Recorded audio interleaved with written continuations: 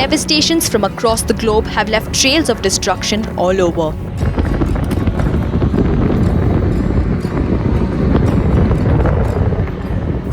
From heavy rainfalls resulting in severe flooding to wildfires, sandstorms, typhoons and earthquakes. Now, a volcano has erupted on the Spanish Canary island of La Palma. Wildfires across Siberia, North America and around the Mediterranean region alone have led to record levels of CO2 emissions this year.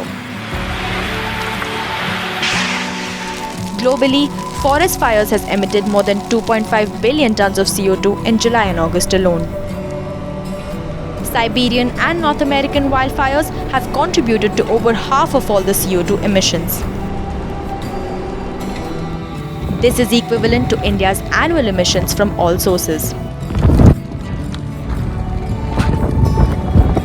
Meanwhile, floodwaters in the eastern parts of India are rising by the minute. Hundreds of thousands of people are stranded and displaced from their homes due to incessant rainfall.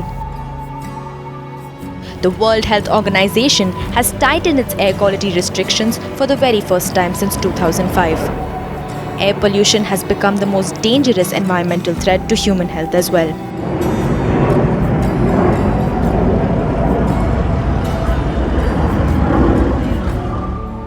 Climatic changes have led to over 150,000 deaths annually, and air pollution has now resulted in 7 million premature deaths per year.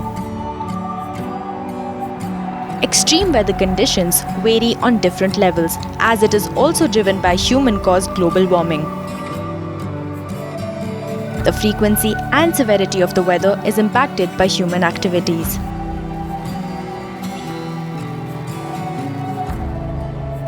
Studies prove that the recent spate of calamities were not just a result of natural causes.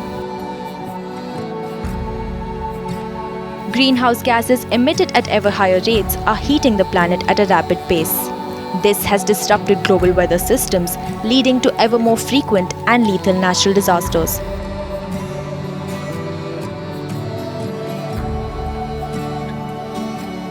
Be it the typhoon, earthquake, or the destructive sandstorm that hit China, and Hurricane Ida, which took the United States by a storm. Scientists believe that if carbon emissions are not brought down to contain temperature rise, the situation will only get worse.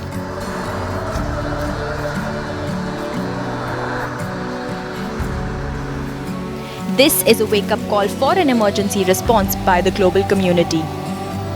The coronavirus pandemic has exposed the vulnerability of the systems the world relies upon. Not only has it led to more instability, it has also cost many lives. Lack of action on the climate crisis has angered young minds across the world. In some parts of the world, we have experienced what it is like to truly treat an emergency like an emergency and to change social norms. But while all this has happened, of course the climate crisis hasn't disappeared. And we have not disappeared.